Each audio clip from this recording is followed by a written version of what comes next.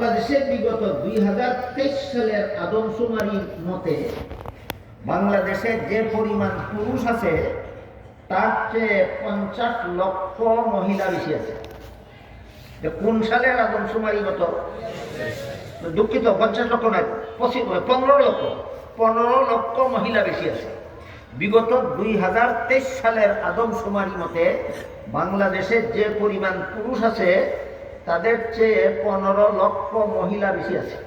এমত অবস্থায় প্রত্যেকটা পুরুষের কাছে একটা করে মহিলাকে বিয়ে দিলে প্রতিটি পুরুষেই একটি করে বউ পাবে কিনা? পাবে। কিন্তু তারপরও 50 লক্ষ মহিলা রয়ে গেল স্বামী পাওয়ার বাকি। 15 লক্ষ মহিলা রয়ে গেল স্বামী পাওয়ার বাকি। ঠিক আছে? যদি পুরুষকে যদি একাধিক বউ রাখার বিধান ইসলামে না দিত, বর্তমান বাংলাদেশের 15 লক্ষ মহিলার কপালে জীবনে একটা স্বামী হয়ে যেত।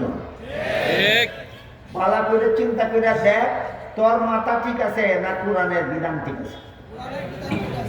এই জবগুলি আপনারা সকালে দিতে পারবেন না, এই জন্য বলছি এদের এই শয়তানদের বই আপনারা পাবেন না। আমাদের পড়তে হয় কেন? শয়তানি যুক্তির জব দেওয়ার জন্য। আরেকটা যুক্তি, আল্লাহ পাক রব্বুল আলামিন পবিত্র কোরআনের এক আয়াতে বলেছেন, নিসাউকুম হারসুল লাকুম, তোমাদের স্ত্রীরা হলো তোমাদের সন্তান উৎপাদনের ক্ষেত। স্ত্রীদেরকে আল্লাহ ক্ষেত বলেছেন, ফসল উৎপাদনের নয়, সন্তান উৎপাদনের। আরেক রকমের ক্ষেত আছে ফসল উৎপাদনের। বলুন তো, ফসল উৎপাদনের ক্ষেত থেকে আমরা বিষয়টা বুঝে আসি। একটা কৃষকের যদি 4টা ক্ষেত থাকে, এক কৃষকে যদি 4 ক্ষেতে ফসল ফলায়, ফসলের ভাগাভাগি নিয়ে কোনো ঝগড়া হবে কেন? মালিক একজন ঝগড়া করতে যাবে কার সাথে? কিন্তু ক্ষেত যদি একটা হয় আর কৃষক যদি 4 জন হয়, 4 কৃষকে যদি এক ক্ষেতে ফসল ফলায়, ধরুন কথার কথা 4 কৃষকে মিলে এক ক্ষেতে তরমুজের চাষ করলো। অনেকগুলি তরমুজ ধরেছিল, কিন্তু একদিন ঘটনাক্রমে শিলাবৃষ্টি হয়ে রাত্রে সবগুলি তরমুজ পচে গেল, নষ্ট হয়ে গেল। কোন রকমে একটা তরমুজ রক্ষা পেল। কথা কথা বলেন, ফসল কটা? মালিক কত?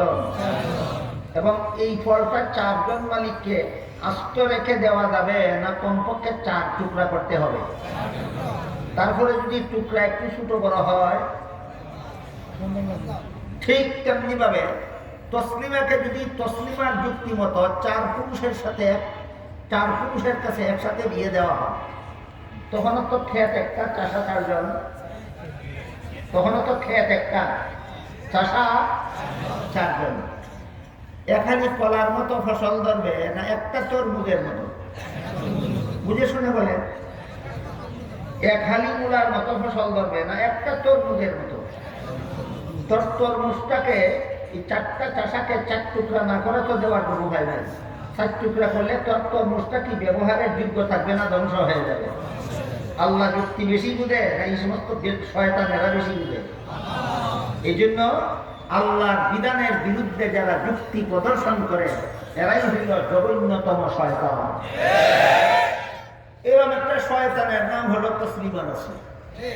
তসলিমা নাসরিনের লিখিত একটা বই আছে, বইয়ের নাম হইল অপরপক্ষ।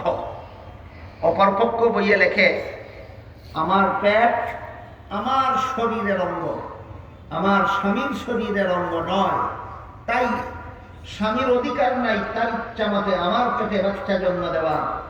আমার পেটে কার কাছ থেকে বাচ্চা নেব না নেব সেটা আমার অধিকার। একটা পুরুষকে স্বামী বানিয়ে তার কাছ থেকে বাচ্চা নেবে না, যার কাছ থেকে মনে চায় তার কাছ থেকে বাচ্চা নেবে। আমি জিজ্ঞেস করি, এমন পেটের জন্য মানুষের দরকার হয় না এমন পেট কুকুরিরও থাকে? তসলিমায় আর কুকুরিতে পার্থক্য রইল কোথায়? এমন জানোয়ার মার্কা শিক্ষা ব্যবস্থা কেন? একমাত্র আলেমদের কথা ছাড়া মন গড়া শিক্ষা ব্যবস্থার কারণে। সুতরাং স্কুল কলেজ ভার্সিটির শিক্ষা ব্যবস্থা প্রণয়ন করতে হবে কাদের পরামর্শ ক্রমে?